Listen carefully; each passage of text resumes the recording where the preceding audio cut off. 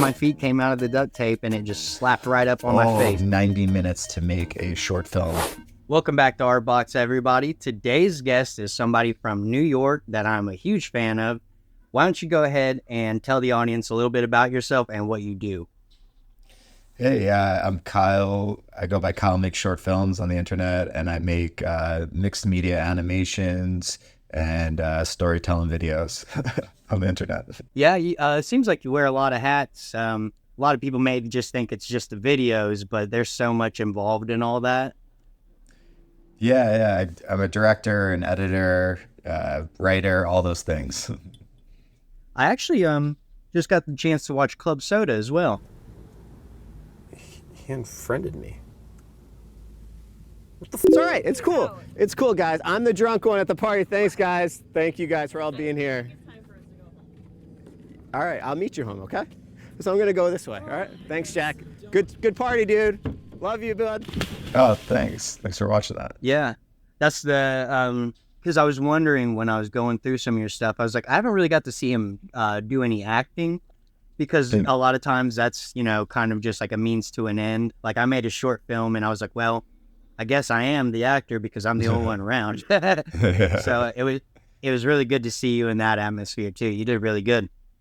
I appreciate that. I used to make more traditional short films. That was where I started. And then the last couple of years kind of pivoted towards more mixed media approach to filmmaking. But yeah, Club Soda is a film I'm proud of.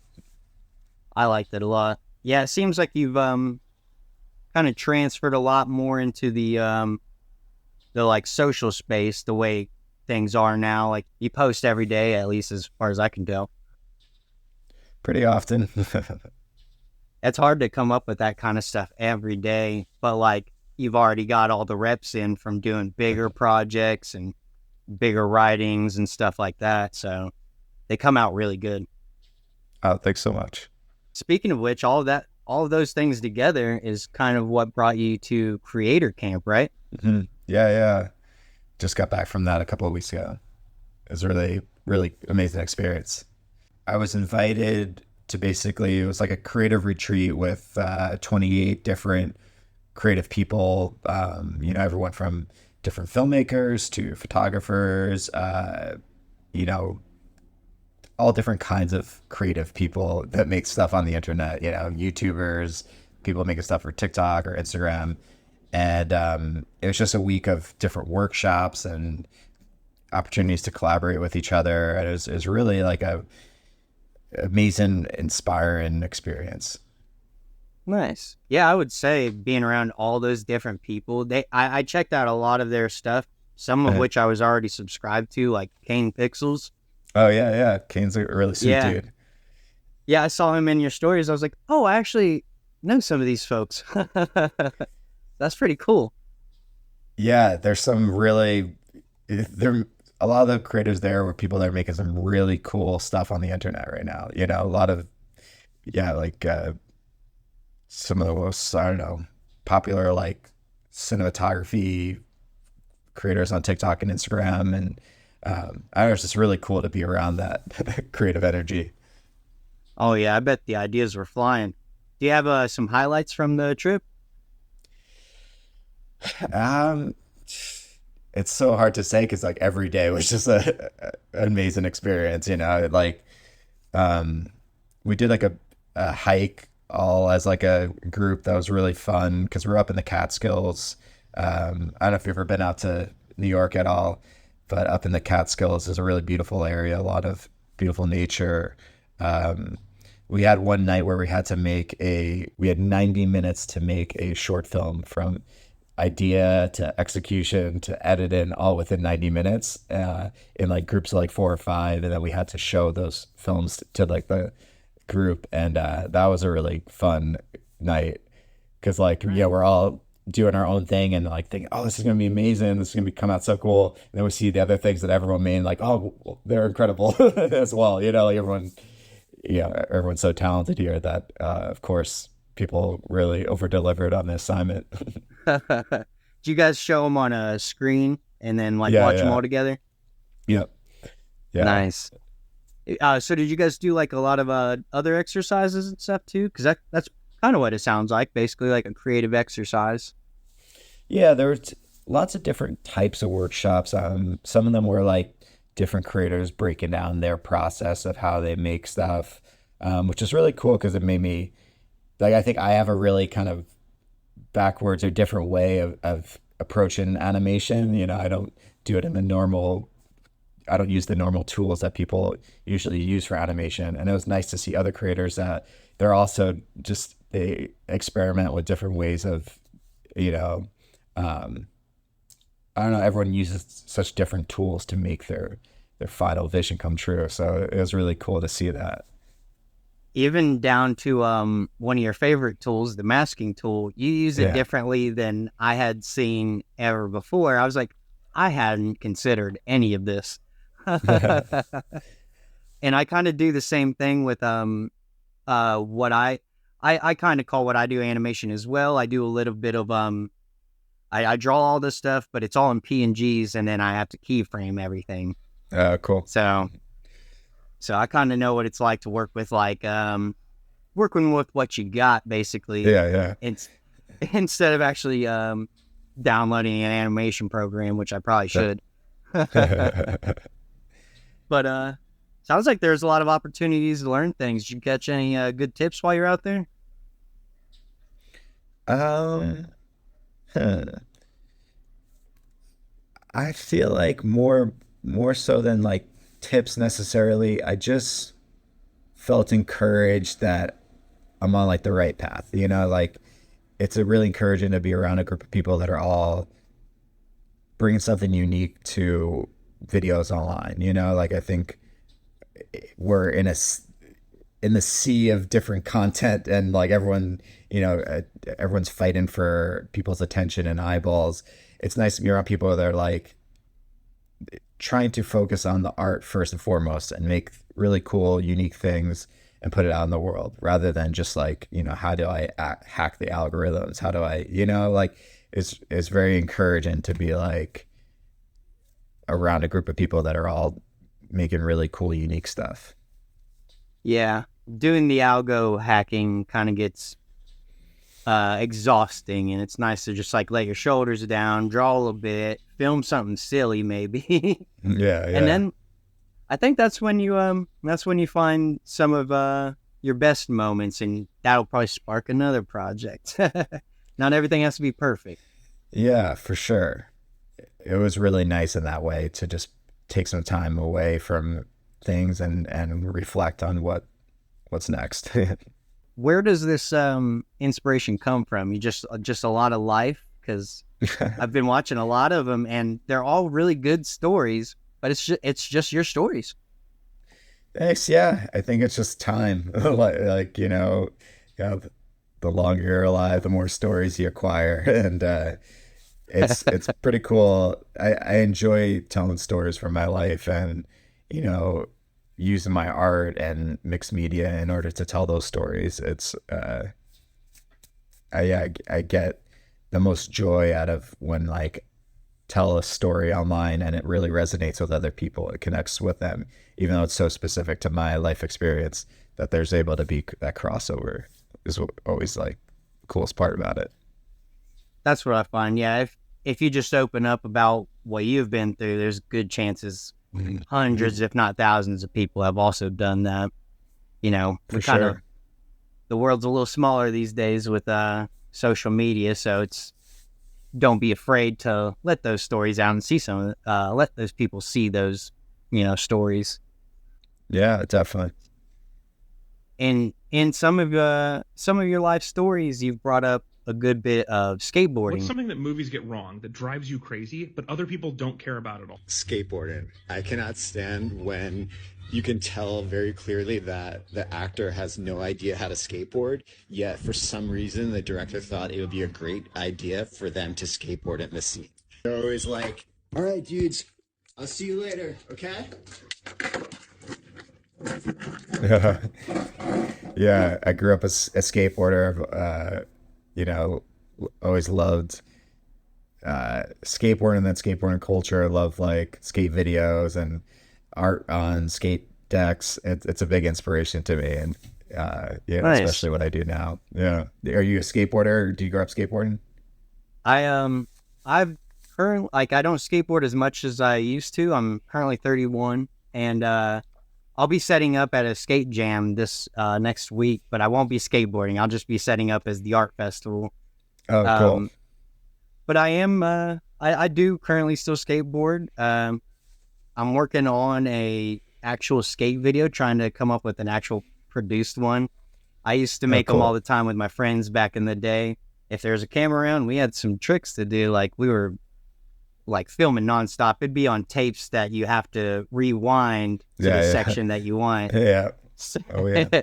so we'd make our old videos that way. And since I started getting into like some production this past year, I was like, I'd really like to go for it this time, except I don't really have the skills now. So I just kind of have been getting more into the local scene and seeing like who's doing what, who's active, and if they want to be a part of the film. So I used to watch all those like cheese and crackers videos, almost girl videos, all kinds of them.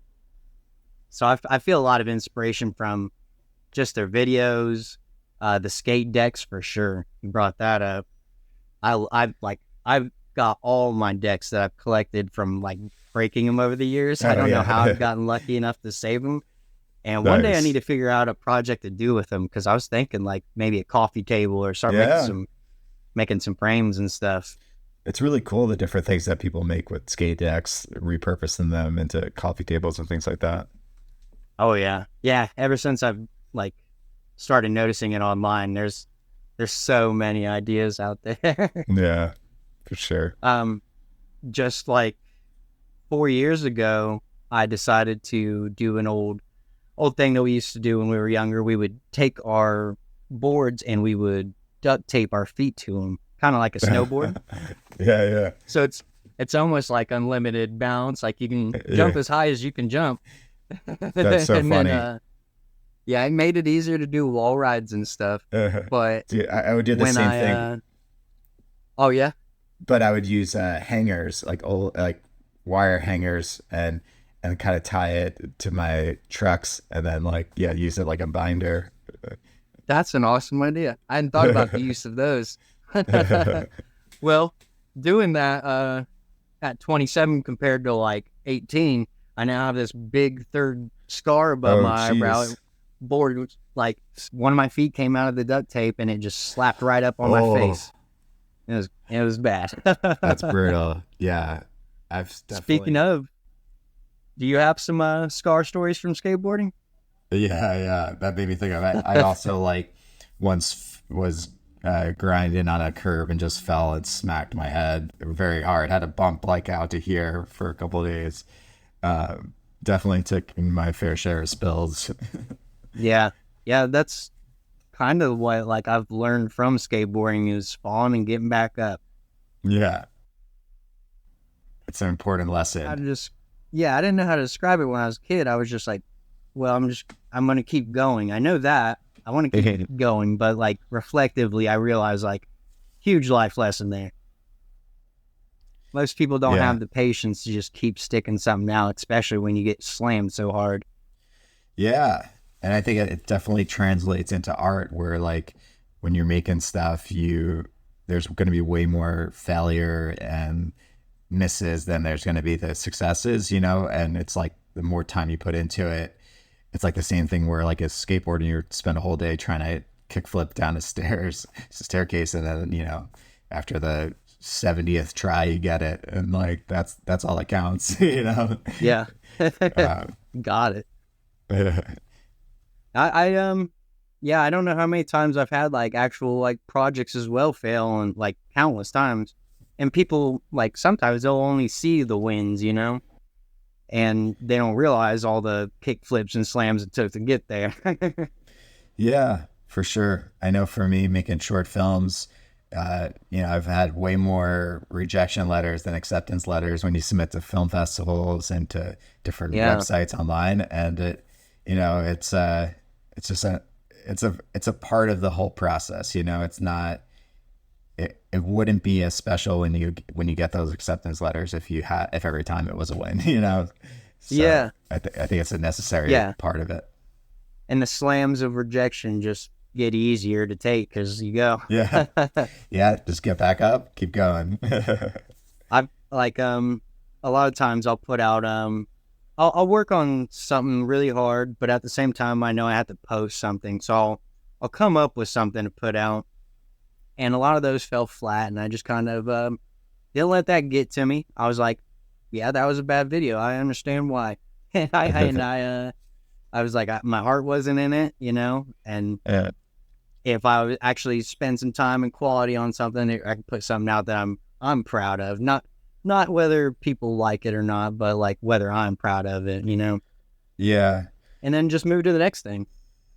It's hard too, because now with like, you know, with algorithms and stuff like that, sometimes, you know, the algorithm gets it wrong, and, you know, something you make is good and it just didn't find the audience for it. And, you know, sometimes it's bad and it's judged properly. But I think it's always important, like, you know, if you make something like you're saying that's special to you and you're proud of it, you know, always like, don't give up on it after the first time you put it out there and maybe it doesn't resonate with people. You know, like it's important to, if you really believe in it, put it out again further down the road when you maybe have a better audience for your work and stuff like that, a larger audience. A lot of times in my experience, you know, the ones that I really felt were special that didn't click, you know, the first time around, sometimes click way more on the second time around. Yeah, your $5 story. Yeah. So a couple of years before my cousin died, we had this ongoing theory that you can save any bad story by simply adding at the end that you found $5. Maybe the third time you had done something with it, it had blown up. Yeah. So like first time I posted it, it got like 18,000 plays, which was like, you know, that's great. That's awesome. But I felt like, I feel like this could get even more. I think it's like, I was really proud of it. It was really special. And honestly, I think it was after like the fifth or sixth time, after a course of 2 years of posting it every once in a while, it got 4.2 million plays on TikTok, and, you know, almost 1 million on Instagram. And then I adapted it into a short film and it got a Vimeo staff pick. So it's like, you know, you gotta just never give up on those things that you really believe in, those videos. And it could be that films. same idea, just try it again. Yeah. And that's a good thought. Like, don't scrap the things that don't work. It wasn't for nothing. Like, maybe try again, reiterate, something like that. Then you get a Vimeo staff pick. Yeah. That's awesome. Sometimes, like for me, I think what it was for that is I cut off the first couple seconds of the video, added different music, and I just think it was a perfect combination. And it just clicked, you know, so you never know. One of the things I like from the long form version of that one is, this is a tip for anybody at home. You can make your story better by saying you found $5 at the end. Yeah. And I started thinking about that, and that does add a little hope on the end there. That's pretty good. Yeah. And that's cool because that story is very special to me, and it really did happen to me. That I really found $5 that night, and yeah, It gave me goosebumps when I was listening to it. Oh, thank you. I appreciate that. Yeah. Oh, you know, there's a lot of life lessons in some of the unfortunate things that happen, like your most recent documentary that you just posted, at least. We Like It Here. I once set out to make a film about a hypothetical hurricane, but by the time the film was done, it was a documentary about a real one. Yeah, I premiered it back in 2019. It's my experience of Hurricane Sandy and kind of the years following that. And I never had posted it on my own YouTube. And so, yeah, just recently, again, like I was saying, like, you know, I believe in that product so much and really think it's special that I thought, hey, let me share it out again. You know, it can't hurt to put it out to a new audience of people, since, you know, the amount of people that see my work on a daily basis has gone up a lot since 2019. So I would say so. I felt like it was worth it to reshare it. Yeah, good timing too, man. I was glad to be able to get that in before any of this. I've watched it 3 times now. Oh, thanks, man. I appreciate I that. enjoyed it. Yeah, I look towards the editing and just the storytelling delivery, and then like another run I'll do all visuals kind of sometimes. Like I'm a bit analytical like that when I really like something. Oh, that's cool. Those were all great videos that we've mentioned. So before we go, do you have any tips on storytelling and video creation? I guess my best tip on storytelling is to tell the stories that are most meaningful to you. I think it's I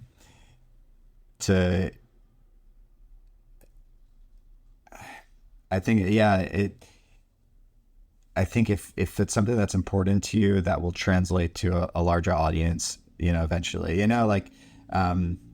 sometimes that takes time to figure out.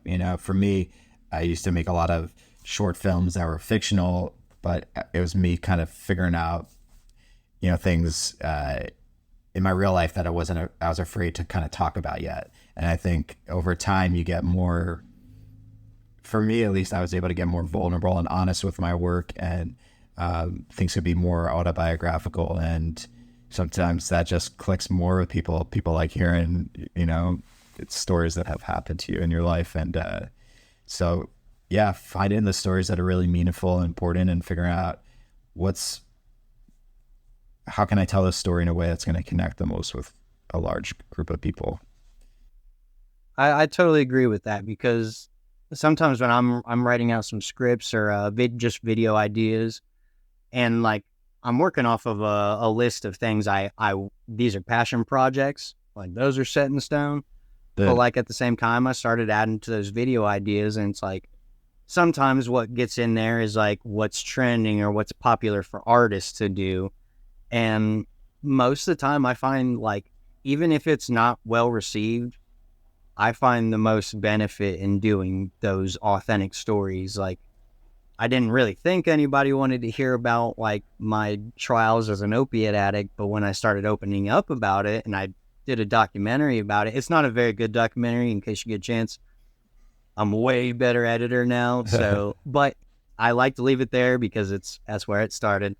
Yeah, man. But now that documentary has been shown to at like AA places. Someone awesome. From a home was asking if they could show their clients and stuff the video. I was like, yeah, go ahead if you think that'll help. That's great. That's so cool. Yeah, I dug myself out of a hole a little bit. It seemed like, I'm doing public speaking here in town, getting out there, living a much better life, of course. It's awesome. And just to show people, like, I guess, it's possible to, get off the floor. Yeah. So that's really great, man. Much more, yeah, thank you. Much more benefit in doing what's authentic than just what's trending. Yeah. Yeah. Trendy stuff comes and goes, but things with heart and soul stay for a long time. Yeah, we can always do a little silly stuff. Slap a popular song on there too. Yeah, every once in a while it's fun. Yeah. One of the ones I did recently was a parody of like those videos. It's like calling all Instagrammers, and then I turned it into comment eat my butt. Just to mess around with people and be a little rambunctious. That one actually did better than some of my other videos. So I don't know, I guess yeah, stick to your authentic stuff and then just play around sometimes. Yeah, sure. All right, man. Well, this was a really good episode. I'm really glad I got the chance to talk to you. I've been a fan for months now. Since I found you, I've been hooked. I appreciate it. And I look forward to anything else you have going on. Speaking of which, tell the audience where they can find you and what you have coming out, or anything they can look forward to. Yeah, so on Instagram and TikTok, I'm Kyle Make Short Films. On YouTube, I think it's Kyle McCarthy. And yeah, that's where you can find a lot of my storytelling videos, my mixed media animations. Hoping to make a lot more long form videos this year on YouTube. Kind of the goal. Kind of doing what I already do, mixed media storytelling, but in a longer form. And so, yeah, be on the lookout for those things. Definitely, man. Well, I'll have you back someday if you're not too busy. Yeah, for sure, man. Appreciate you having me on. All righty, brother. You take it easy. Cool, man. Stay creative, folks.